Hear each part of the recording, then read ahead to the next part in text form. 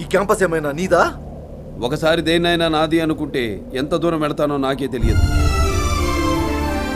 మీ వాడు ఈ కాలేజీలో తప్పు చేశాడు, వద్దని చెప్పండి. మళ్ళీ చేస్తే మేయర్ కొడుకునే కొడతావా? సారీ, ఇలా మాట్లాడకూడదు.